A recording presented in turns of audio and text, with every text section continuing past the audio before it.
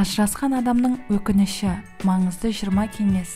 Байқаймыз, үйленген соң ғашықтық сезім су сепкендей өшіп қалып жатады. Кеңестеріміз әрқайсыңызды өз жұптарыңызбен мәңгіге бақытты етеді деп үміттенеміз. Анығында бұл 20 кеңес өзі ажырасып тынған Джеральд Роджерстен. Әрине, өзі ажырасып тынған адам қандай салиқалы ой айтсын деп ойлайтын шығармыз, бірақ өзгенің қателігінен сабақ алу деген бар емес пе?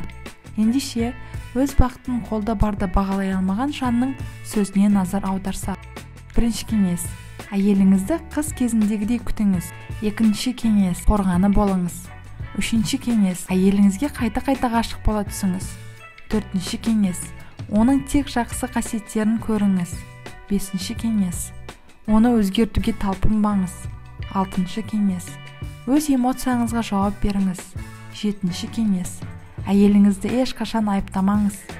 Сегізінші кеңес. Өзі қандай болса, сондай болуына рұқсат етіңіз. Тоғызыншы кеңес. Ақымақ болып көрінуге қорықпаңыз. 10-шы кеңес. Күн сайын оның жанына азық болыңыз. 11-ші кеңес. Оның жанынан табылыңыз. 12-ші кеңес. Оны қалаңыз. 13-ші кеңес. Топас болмаңыз. 14-ші кеңес. Оған жеке кеңістік беріңіз. 15-ші кеңес.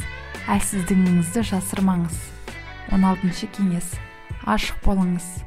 17-ші кеңес. Дамуды тоқтатпаңыз. 18-ші кеңес. Ақша жайлы уайымдамаңыздар.